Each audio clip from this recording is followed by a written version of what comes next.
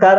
सर्व प्रेक्षकांचे मनपूर्वक स्वागत. सातारा जिल्हा परिषदेची सभापती निवडी झाल्या आणि या निवडीमध्ये मानचे जावई ऋषिकेश अविनाश धायगुडे यांची सातारा जिल्हा परिषदेच्या समाज कल्याण समितीच्या सभापती निवड झाली. खरं तर मानचे जावई म्हणून खरं तर आज सर्वांनाच आनंद झालेला आहे, एक अभिमान झालेला आहे. खरं तर मानचा जावयाचा इतिहास पाहिला तर मानचे जावई जी.डी. तपासे हे राज्यपाल झालेले आहेत, खासदार आणि मंत्री झालेले आहेत. त्यानंतर आपण दुसरा इतिहास पाहिला, मानचे जावई सातारा जिल्हा परिषदेचे अध्यक्ष झालेले आहेत. खरं तर या जावयांच्या इतिहासामध्ये भर टाकण्याचं काम खंडाळ्या गावचे सुपुत्र ऋषिकेश अविनाश धायगुडे अर्थात मानचे जावई यांनी भर टाकलेले आहे. खरं तर ते कोणत्या गावचे जावई आहेत हेही आपण जाणून घेणार आहोत. नमस्कार. पहिल्यांदा तुमचं नाव सांगा. बाळासाहेब दादू मसाळ. तर गाव सांगा. मसवड. माझं गाव मसवड. बर. ऋषिकेश हे तुमचे जावई आहेत.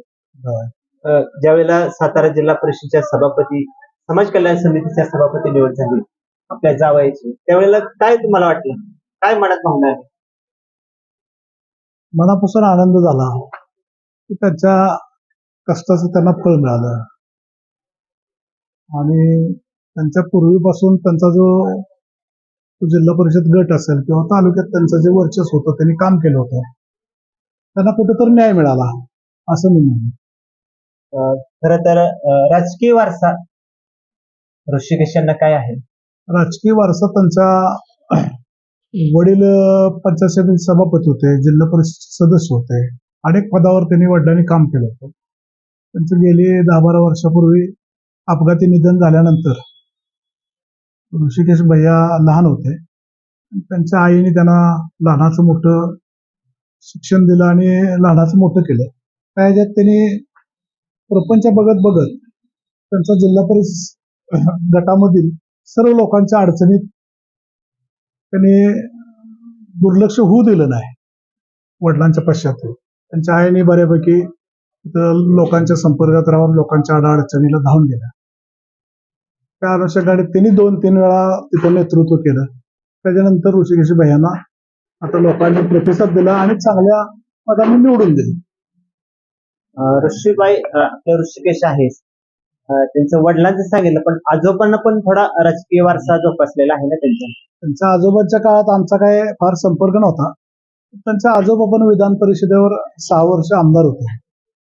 त्यामुळे त्यांच्या पूर्वीपासून त्या गटावर आणि त्या तालुक्यावर त्यांचं लक्ष आहे किंवा सतत त्या मतदारसंघात ते वाहून घेतलेलं त्यांच्या अख्ख्या कुटुंबातून. आणि आता कालांतराने ते भाजपमध्ये त्यांनी गेल्या काही दिवसामध्ये प्रवेश केला आणि जयाभाऊ आपले जे आमदार आहेत, मंत्री आहेत, त्यांचं आणि त्या कुटुंबाचं अतिशय जवळचं नातं आहे. आणि जयाभाऊने सुद्धा त्यांना बऱ्यापैकी त्यांची दोस्ती होती त्यांच्या वडिलांची, ऋषिकेश भैयांच्या. आणि त्यानंतर सुद्धा त्यांनी त्या कुटुंबावर किंवा त्या मतदारसंघावर जयाभाऊनी दुर्लक्ष केलं नाही, सतत त्यांना साथ दिली. त्या अनुषंगाने ऋषिकेश भैया चांगल्या मताने निवडून आले. निवडून आल्यानंतर जयाभाऊने जे दिला होता शब्द त्या पद्धतीने त्यांना न्याय दिला आणि सभापतीपदी त्यांची निवड झाली. अजून एक प्रश्न आहे. खरं तर जसं ऋषी भैया आपले मानचे जावई आहेत, तसे त्यांचे आजोबा माधवराव धायगुडे पाटील यांचंही आपल्या मानशी नातं आहे. ते कसं नातं आहे? आपल्या तालुक्याचे ज्येष्ठ नेते अर्जुनदादा काळे, त्यांची बहीण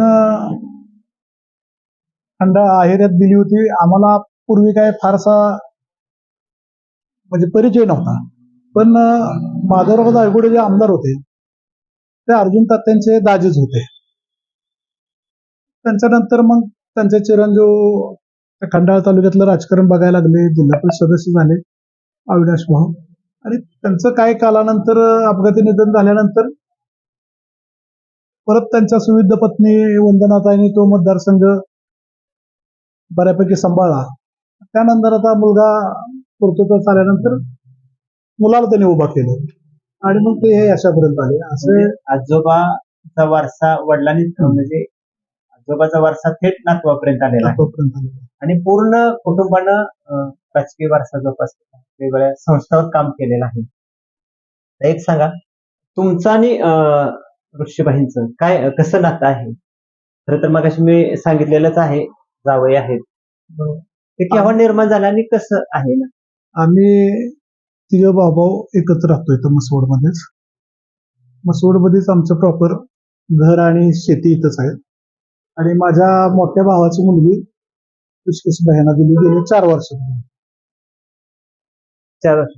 आता तुम्ही काही राजकीय वारसा जोपासत आहात. तो कसा राजकीय वारसा आहे? फार मोठा आहे म्हणजे कसं सहकार आणि दोन्हीकडे पण तुम्ही काम करता. मला पूर्वीपासून भारतीय जनता पक्षाचा असं मी कार्यकर्ता आहे. म्हणजे जसा मताचा अधिकार आला तिथून मी भाजप सोबत आहे. शिवसेना भाजपची युती कधी असायची नसायची, पण कायमस्वरूपी आमची फॅमिली भाजपची अगदी कुटुंबातलीच असल्यासारखी आहे पूर्वीपासून. मी तालुक्याचे अनेक पदं भूषवली. तालुक्याचा अध्यक्ष म्हणून बी 2 टर्म मी काम केलं. आणि सहकार म्हणाल तर एक अहिल्यादेवी होळकर नावाची पतसंस्था आहे. आमचे बंधूच त्याचे संस्थापक आहेत. त्यांनी काही दिवस चेअरमन होते, काही दिवस इतर आमचे संचालक मंडळ चेअरमन पदावर होते. मी 2 टर्म चेअरमन म्हणून काम केलं. सहकार क्षेत्रात पण जास्त नाही, पण करतो ते तर पारदर्शक आणि चांगलं काम आहे. काम केलेलं आहे. म्हणजे अजून नगरपालिका वगैरे इतर ठिकाणी काय? नाही आम्ही कधी उभं राहिलो नाही. काम केले पण उभं राहिलो. पण एक सहकारात एक अहिल्यादेवी पण सहकारात असतो संस्था आणि उभी केलेली आहे. संघटनेत असतो. म्हणजे पक्षाचं काम करत, शेती उद्योग व्यवसाय करत एक सहकाराचं दमदार उपटा आज तुम्ही भरलेला आहे सहकाराचं. म्हणजे अहिल्यादेवी पतसंस्था. तर गेली 33-34 वर्ष झाली पतसंस्था चांगल्या पद्धतीने सुरू आहे. धन्यवाद. खरं तर आपल्या मानदेश भूषण सोबत बोललेले आहेत ते बाळासाहेब पाच आहेत. खरं तर त्यांना सर्वजण अध्यक्ष म्हणतात, पण घरगुती नात्यातून त्यांच्याशी खरं तर नातं दुसरं पण आहे.